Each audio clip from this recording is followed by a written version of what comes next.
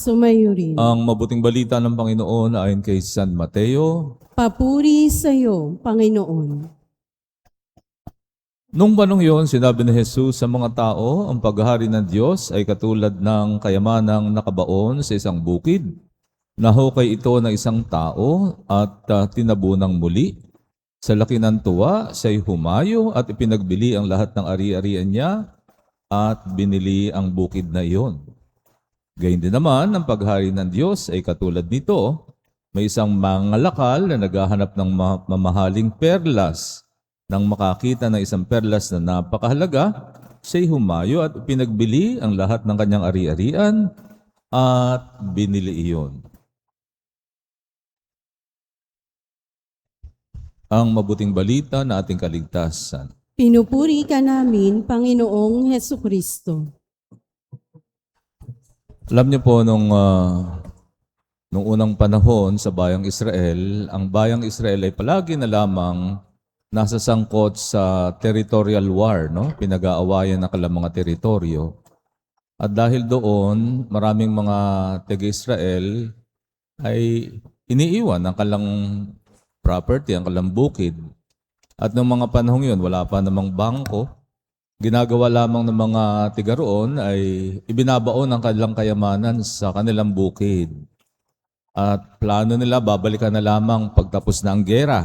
No? Subalit, may mga hindi na nakakabalik dahil nga nangangamatay na nga sa gera. At may mga naiiwang nakabaong kayamanan sa mga bukid. May batas noon ng Israel na tanging yun lamang may-ari ng bukid ang pwedeng mag-claim sa nahukay na kayamanan. No? Kaya maintindihan natin yung talinghaga sa Ebanghelyo, may isang taong nakahukay ng kayamanan, subalit hindi naman kanya yung bukid. Anong ginawa niya? Binaon niya muli ang kayamanan at ibinenta niya ang lahat ng kanyang ari-arian at binili niya yung bukid. Upang sa ngayon, meron na siyang right to claim dun sa kayamanang kanyang nahukay. No? So ibinenta niya lahat ng kanyang ari-arian. At sa ikalawang talinghaga naman, isang merchant na naghahanap ng mahahaling perlas. Nang ito'y matagpuan niya, ibinenta rin niya lahat ng kanyang ari-arian. So mga kapatid, ang ating ebanghelyo ngayon ay nagtatanong din sa atin, what it is in your life that you consider your pearl of great price, that you will be willing to sell everything and leave everything behind just to possess that pearl of great price. No? Kasi tayo bilang mga tao, palagay ko, marami naman sa atin talaga merong likas na hangarin na yumaman, no? Yumaman, magkamit ng kayamanan. Subalit tayo bilang mga Kristiyano, magandang tanungin natin sa ating sarili, no? Ano ang tinuturing nating yaman?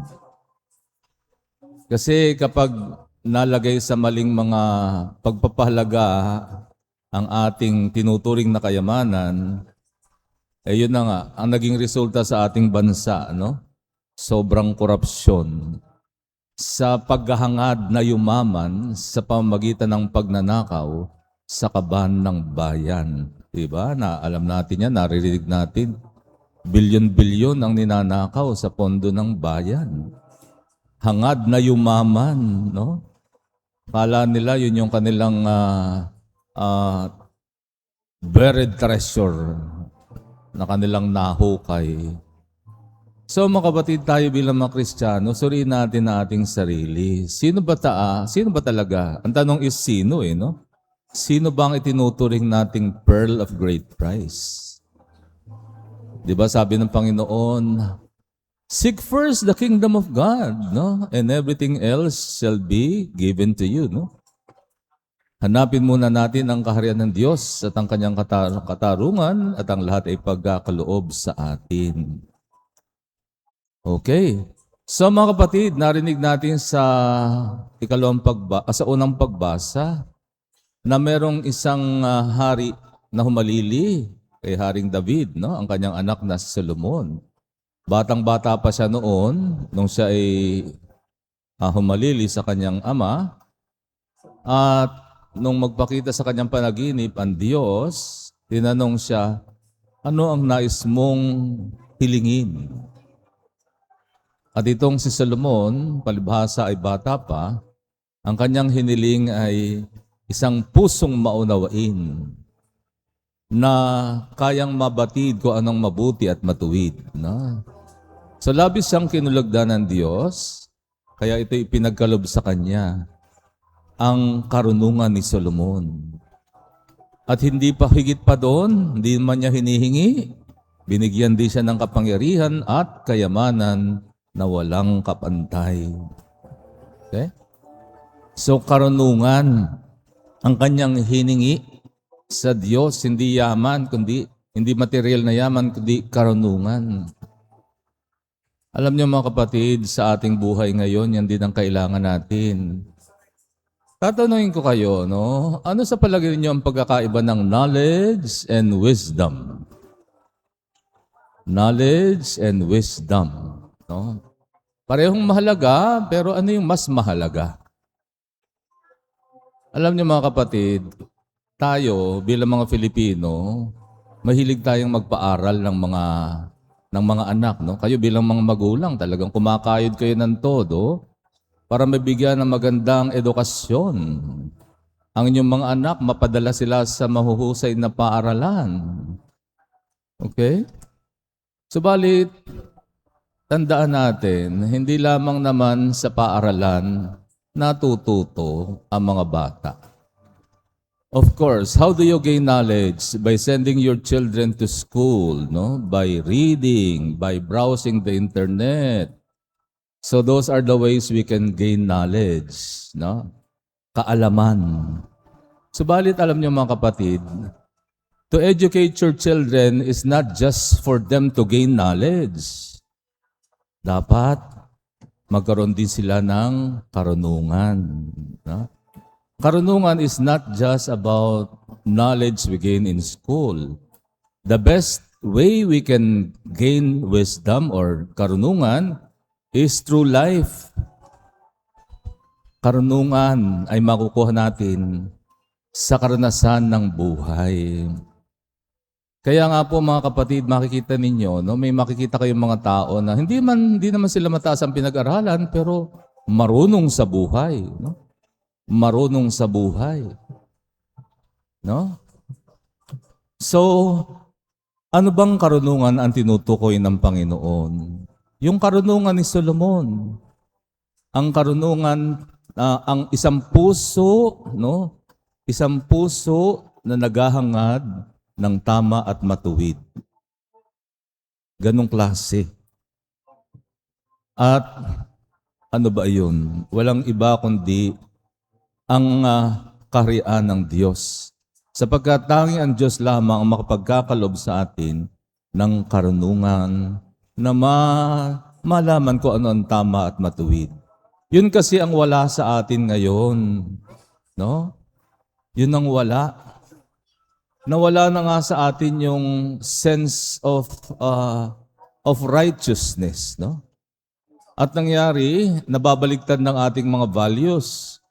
Yung dating mga tinuturing nating kasalanan, ngayon ay naging normalized na nga, di ba? Kasi dati, malinaw naman sa atin ang turo ng Diyos. Huwag kang magnanakaw. Huwag kang magsisinungaling, di ba? Malinaw naman yan. Huwag kang maghahangad ng hindi sayo. Malinaw ang turo ng ating pananampalataya. Pero sa ngayon, ang mga ito ay naging normal na. Na-normalize na, parang bahagi na ng sistema, no? Para bagang bahagi ng kanyang trabaho. What am I in power for? Why am I in the government? No? So nakakalungkot na normalize ang kasalanan. Nawala ang wisdom. Sila ay mga taong matatalino, mga taong mataas ang pinag-aralan, nag-aral sa mahuhusay na paaralan. Oo nga, they have the knowledge. They may be considered intelligent, but they lack wisdom. no, to know what is good and what is moral and what is righteous. Yun ang nawala. Yun ang problema natin sa ngayon. So, paano ba natin ibabalik yun? Kinakailangan tayong mga nakatatanda, kayo bilang mga magulang, simulang turuan ang mga bata ng karunungan ng Diyos. Bata pa lamang, ipakilala na natin sa kanila ang Diyos. Kasi kung hindi natin ipapakilala sa mga bata ang Diyos, hindi nyo alam, tinuturuan na sila ng mundo para hindi maniwala sa Diyos. Kasi exposed na ang mga bata ngayon sa social media. Baka nga mas magaling pa sila sa inyo. Pagdating sa social media, exposed na sila sa values ng mundo. At alam naman natin, ang values ng mundo ay salungat sa itinuturo ng ating pananampalatayang Kristiyano. No? Kaya nga, kung hindi nyo sila tuturuan hanggang bata, hindi nyo alam, tinuturuan na sila ng mundo para maniwalang hindi naman kailangan ng Diyos sa buhay na ito. No? Alam niyo po mga kapatid, naalala ko na nung kami mga bata pa, meron po kami kasing nagpalaki sa amin. Ang mga parents namin ay talagang nagsikap magtrabaho at kumuha na lamang na mag-aalaga sa amin sa kanilang mga anak. No? Ganun ang ginawa nila eh. Nagkataon ay nag-alaga sa amin ay masyadong relihiyosa. Kaya nung kami mga bata pa, kami magkakapatid, talagang tiroon kaming magsimba, magdasal, hanggang sa kahit na kami lamang, pumupunta kaming simbahan. Kahit wala na kaming mga kasamang matatanda. No? Pumupunta kami sa simbahan para magdasal at magsimba. Naging bahagi na ito ng aming paglaki. Kaya nga bago pa kami mag-aral, bago pa kami pumasok sa school, marunong na kaming magdasal. Marunong na kaming magsimba. No? Dahil yan ay itinuro agad sa amin bago pa kami natuto sa paaralan. Kaya ito yung sinasabi ko sa inyo, no? Yung bigyan ng matibay na foundation ang inyong mga anak. Foundation based on Christian values. Okay? Foundation based on our faith in God. Kapag kasi matibay ang pundasyon natin sa Diyos, so para tayong nagtayo ng bahay sa bato, no? Kahit na maraming mga tukso, kasalanan sa paligid, basta't matibay ang pundasyon mo, alam mo ang ginagawa mo. Alam mo kung tama, alam mo kung matuwid, alam mo kung mali, no? Alam mo 'yan, no? Kaya nga po mga kapatid, no? Seek first the kingdom of God and His righteousness. No? Hanapin natin ang karunungan ng Diyos. At pag yan ay ating natagpuan, everything else will be less important. No? Everything else. Nung una, naramdaman ko na ako'y tinatawag ng Diyos sa buhay at pagpapari, hindi ko pa makita eh. Hindi ko pa makita kung ano itong kabutihang ito na ino-offer sa akin ni Lord. Kasi nung ako'y maramdaman ko ang tawag ng Diyos, ako'y nagtatrabaho na. At the age of 25, nagtatrabaho na ako. So noong una, hindi ko makita itong karunungang ito na inaalok sa akin ng Panginoon. No? Hanggang sa unti-unti, sa biyaya ng Panginoon, nakita ko rin.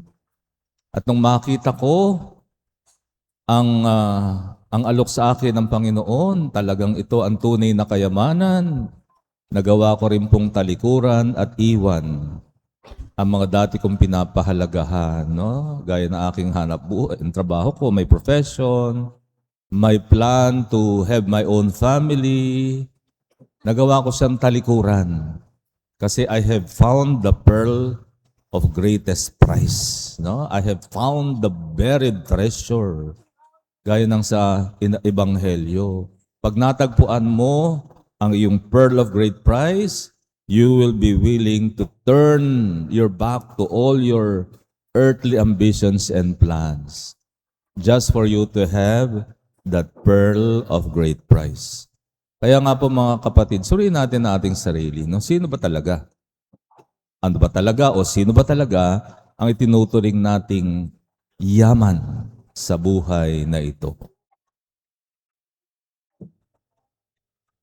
Tumayo tayo at pahig natin ating pananampalataya. Sumasampalataya ako.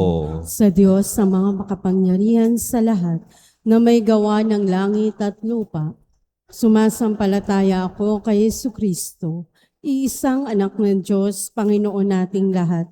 Nagkatawang tao siya, lalang ni Espiritu Santo, ipinanganak ni Santa Mariang Birhen, pinagpakasakit ni Poncio Pilato, ipinako sa krus, namatay, nilibing, nanaog sa kinaroroonan ng mga yumao, nang may katlong araw na buhay na mag-uli, umakyat sa langit, naluklok sa kanan ng Diyos amang makapangyarihan sa lahat. Doon magmumula ang paririto at hukom sa nangabubuhay at nangamatay na tao. Sumasampalataya naman ako sa Diyos Espiritu Santo, sa banal na simbahang katolika, sa kasamahan ng mga banal, sa kapatawaran ng mga kasalanan, sa pagkabuhay na muli ng nangamatay na tao, at sa buhay na walang hanggan. Amen. Pinagkaloob ng Diyos Ama sa atin ang kanyang kaharian sa pamagitan ng kanyang bugtong na anak na si Jesus. Buong galak nawa nating ibahagi siya sa ating kapwa. Ang ating tutugon, Maawaing Ama, dinggin mo ang iyong bayan. Maawaing Ama, dinggin mo ang iyong bayan. Patuloy nawang mangaral ang Santo Papa at mga pinuno ng simbahan tungkol sa pag-ahari ni Jesucristong anak mo sa pamamagitan ng kanyang mabubuting gawain. Manalangin tayo. Maawaing Ama, dinggin mo ang iyong bayan. Tugunan nawa ng mga namumuno sa aming pamahalaan ng paghihirap ng taong bayan, lalo na ang mga biktima ng karahasan, mga inabandona ng pamilya, at ng mga nalulong sa droga upang sila'y makadama ng pag-asa. Manalangin tayo. Maawaing Ama, dinggin mo ang iyong bayan. Pagpalain mo ang misyonero upang sila'y maging matatag sa pagsisikap na maihatid sa iyong mabuting balita sa buong daigdig. Manalangin tayo. Maawaing Ama, dinggin mo ang iyong bayan. Nawa palaging maging handa ang bawat Kristiyano na tumulong sa kapwa, lalo na sa mga mahihirap at mga may sakit. Manalangin tayo. Maawaing Ama, dinggin mo ang iyong bayan. Sa ilang sandali ng katahimikan, itaas natin sa Diyos ang ating pangsariling kahilingan, gayon din ang iba pang mga pangangailangan ng ating pamayanan. Manalangin tayo. Maawaing Ama, dinggin mo ang iyong bayan. Abang maawain, dingin mo ang kahilingan ng iyong bayan. Mapasa amin nawa ang iyong kaharian. Puspusin mo kami na iyong makapangyarihang salita. Inihiling namin ito sa ngalan ni Kristong aming Panginoon. Amen.